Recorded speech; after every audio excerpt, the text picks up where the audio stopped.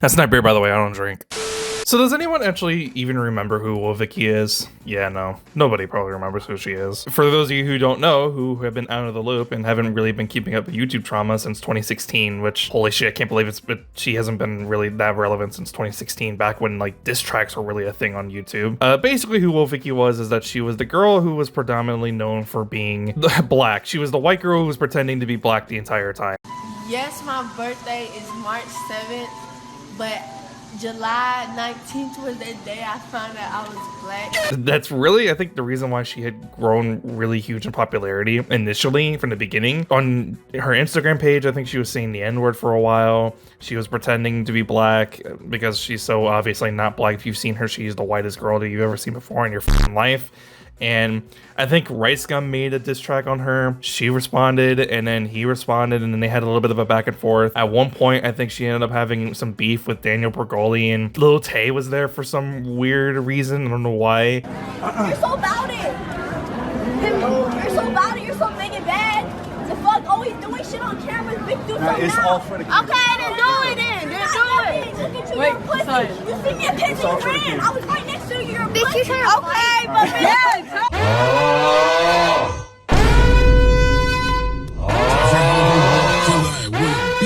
It really has been a while since I've had to really seriously think about Woah Vicky, to the point where I'm trying to remember a lot of things about her. I think kind of sort of recently, I think it was announced that she was pregnant. Don't know if she was actually pregnant, if that was just another stage thing, or if she even ended up having the kid to begin with. I think at one point she had an OF. I don't know if she still does that now, if she's still doing it at all. I think at one point she had this whole like born again Christian arc where she was like fully into Christianity, was a full Christian. She denounced like gay people and like homosexuality in general, and it was very strange. She had some very strange behavior going on in like over the last couple of years. It was very odd to see her going through stuff like that.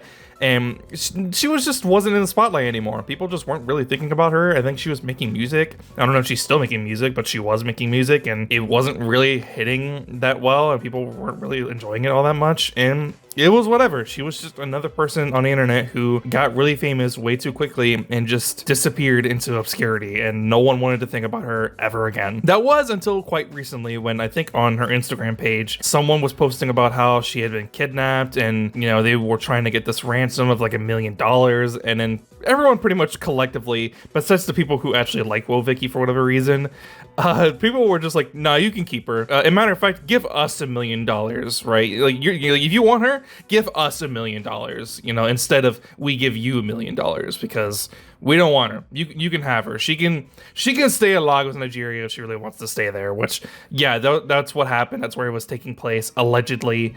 That's when it happened. She was over in Lagos, Nigeria.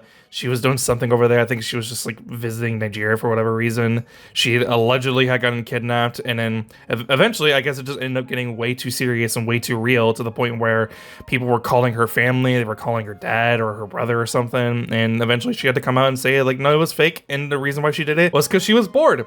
And that's literally the only reason why she did it. The only reason why she did it was just because she had nothing better to do with her time, which is kind of hilarious considering the fact that she's quite obviously made a lot of money trying to stay relevant for all those years, and she has probably she probably got a lot of financial gain out of it. And the fact that she had nothing better to do other than to fake her kidnapping, it's just really hilarious to me, and it's just an obvious desperate attempt to try to get back into the spotlight, try to get back into relevancy. And it sort of worked for what it's worth, because people are talking about her again, but not for the reasons that I think she wanted people to talk about her again.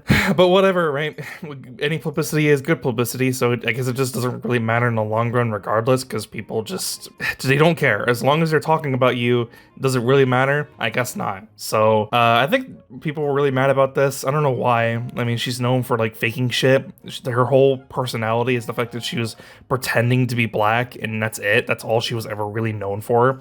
People who were her fans, I think, got really mad at her for this, which I guess is pretty justifiable considering the fact that if you're alleging that you're being kidnapped by someone, you would want that to be a very serious thing, than the fact that you're faking this for attention and views, and whatever reason you were doing it is just strange. I don't know. Well, Vicky is just a very peculiar case because she seems like someone who was very self-aware about what she was doing and the fact that she was rage baiting a lot of people for a long time with the fact that she was pretending to be black. But then she just kind of continued to keep going way deeper into this and just continued to keep doing this same shtick over and over again.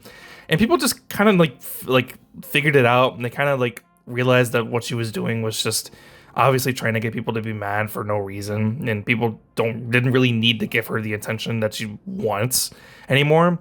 And that's what ended up happening. People just stopped paying attention to her and they moved on.